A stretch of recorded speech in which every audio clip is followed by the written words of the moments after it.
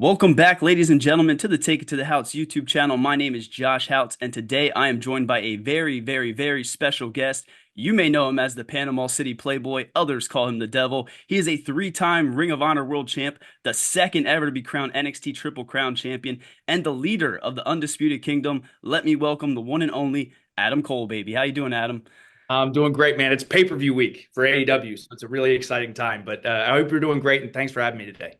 Yeah, thanks for being here. I'm excited for Dynamite tomorrow night and then Full Gear this weekend. So big things are on the horizon. I wanted to ask you, growing up in Lancaster, PA, surrounded by the farmlands, you probably had a very unique story as to how you came about becoming a wrestler. So tell me a little bit about Adam Cole's origin story and maybe some of the key moments that led to where you are today, being an all elite wrestler. Sure, sure. So I didn't start watching pro wrestling until I was about 9 years old. Um, Around this time when I was nine, I was really, really into karate. I loved watching Bruce Lee movies, so I really wanted to take karate lessons. And 4 days a week, I would get there and go to class. I would go early. I would stay late. I just loved it. And one day I got there early. And my instructor was on the treadmill and he was watching a taped Monday Night Raw from the night before. And Nice. it was Kane and Stone Cold Steve Austin putting Paul Bearer in a sewer. And I was so captivated by this. And he turned and looked at me and he said, "Oh, do you watch pro wrestling?" And I lied. And I said, "Yeah, I watch it all the time," because I just wanted to fit in with him so bad. Right. Long story short, he said, "Well, if you get a written note from your parents or from your mom, I'll let you borrow WrestleMania 15. It's the biggest show of the year."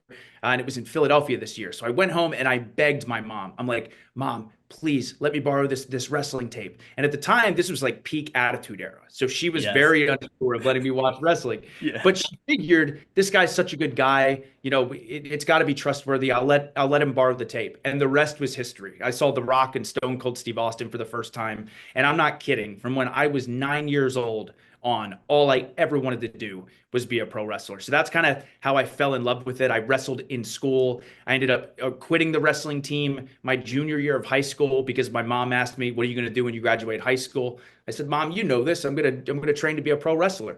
And she Hell said, yeah. "Well, I hope you figure out a way to pay for that because I'm not going to pay for it." So I stopped wrestling on the wrestling team to start working so I could save up to start wrestling school. And then my senior year of high school, I started, and the rest is history. Man, that's incredible. So, I guess I wanted to ask you then, you kind of touched on The Rock and Stone Cold. Was that the match that really, inspired you and made you think, okay, one day I'm going to do this? Because, my birthday was on January 25th. It was an NXT takeover and I was falling a little bit out of wrestling, but you versus Malachi, that really got me back into wrestling. I just wanted to kind of tip my hat to you because that was an incredible match. So was there one match that stood out in your, in the history of wrestling that, made you realize, I'm going to go do this? First of all, that's awesome, and thank you for sharing that. Second of Absolutely. all, yes, and funny enough, it is The Rock versus Stone Cold, but it's not WrestleMania 15. WrestleMania 15 was when I became a fan, but when I saw WrestleMania 17 for the first time, Oh and yeah. I'll never forget this moment ever. I remember the first time I watched it, and they played the Limp Bizkit My Way video, and then Howard Finkel announces that the match is no disqualification. And then JR on commentary says, "No disqualification. When was that added?" And there's a 1 second pause. Then the glass breaks, and 67,000 people in the Houston Astrodome go crazy. And at 11 years old, that was the first time I ever got goosebumps in my entire life. When I was so fired up and had so much adrenaline that at that moment, I said, "Oh my God, I need to be a pro wrestler. I don't care what it takes. I'll do anything. I got to make sure I do this someday." So I remember that summer, I watched WrestleMania 17 every day on summer vacation. Like every single day, I would wake up and watch that show. So the one that really sticks out to me for sure, where I knew I wanted to do this for a living, was The Rock Austin 2 at WrestleMania 17. Wow, it's amazing. You've been all over the world. You mentioned it. I mean, New Japan, NXT, Ring of Honor, PWG. You're now with AEW. I told you that my favorite match was the Malachi and Bebe at Takeover Philly. What was your favorite match so far that you've had? Throughout all the promotions you've had, is there one match that really, that was a match that you feel really good about?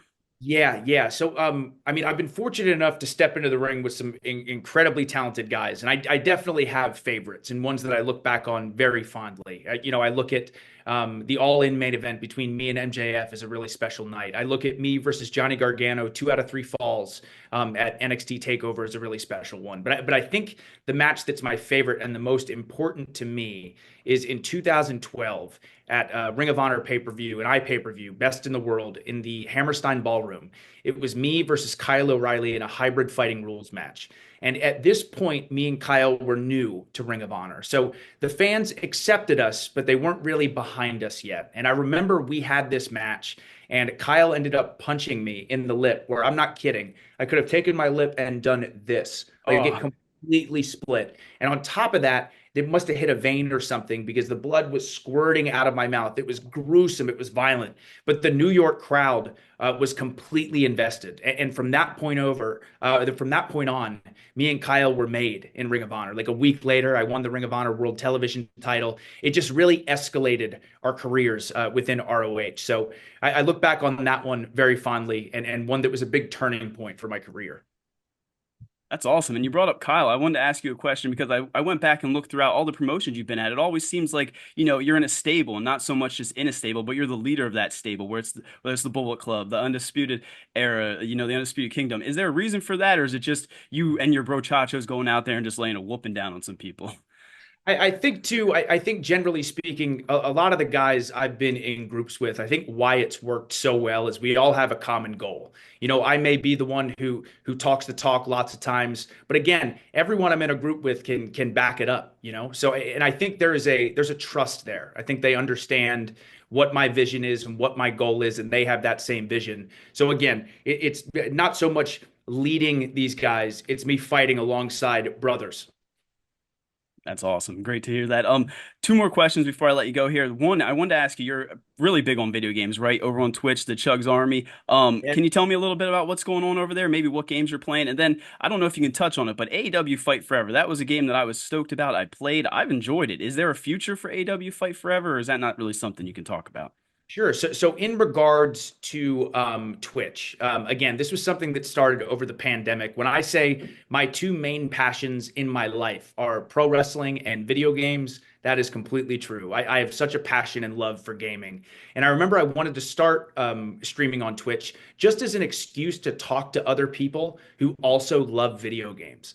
And now, almost 5 years later, it's become one of my favorite things in the entire world. Again, the community aspect of Twitch is such a wonderful thing. Our little corner of the internet is so special. It's filled with so many amazing people. We celebrate stuff together. We're there for each other if stuff isn't going well. It just really is an unbelievable community. And at the end of the day, it is a passion about games. I'm currently playing through a 5 game cycle. So I try to say I'm a variety streamer, and that's what I mean, a variety of different games. I'm playing Nice. through The Witcher 3 Wild Hunt, Paper Mario, The Thousand Year Door, Dark Souls 2, Scholar of the First Sin, Prince of Persia: The Lost Crown, and the original Silent Hill 2. So a little bit of everything. But I love video games dearly, and I love the Chug's Army dearly. In regards to the game, absolutely. I had such a blast with it as well. I think certainly there is a future with the AEW and with AEW and video games, absolutely. So only time will tell. Sounds good, man. Last question before I let you go. AEW Dynamite live from Reading, PA tomorrow night in full gear, right around the corner in Newark on Saturday. What can we expect from Adam Cole next? And will you be in Roddy's corner on Saturday when he takes on Maxwell Jacob Freeman? So this is a very, very exciting week. Once again, in my opinion, nobody does pay-per-view like AEW full gear this Saturday, Newark, New Jersey. Very excited about it. But also on Dynamite in Reading, it's very exciting because it's the Dynamite before the pay-per-view. So a lot is going to unfold. A lot's going to happen. I have some stuff that I need to get off my chest on Wednesday in regards to a lot of things, in regards to MJF, in regards to Roddy. But as far as Saturday goes with Roddy versus MJF. Me and Roddy have been talking. I will definitely be there. I don't know if I'll be in his corner or not. First of all, I trust Roddy to do his thing. He's going to smash MJF, no question about it. But of course, this is MJF we're talking about. So I got to be in the building to make sure no funny business goes down. That's for sure. And it's going to be a pleasure to have a front row seat and watch Roddy just absolutely destroy Max. I cannot wait. It's going to be a show you don't want to miss. And I'll be there. I'll be there at Full Gear too. So I am looking forward to it. Thank you so much, Adam, for coming on here and doing this. It's been a pleasure to talk to you, and hope you enjoy the rest of your night and the rest of your week. Thank you, man. Appreciate talking to you. Have a good one. Thank you. All right, man. That was awesome. Oh, thanks, man. That was okay. Yeah, no, you're amazing. Thank you for Oh, this. And yeah, I'll put it up on YouTube and I'll probably tag you in or something. But thanks for everything, guys. of course. Yeah, thank you, man.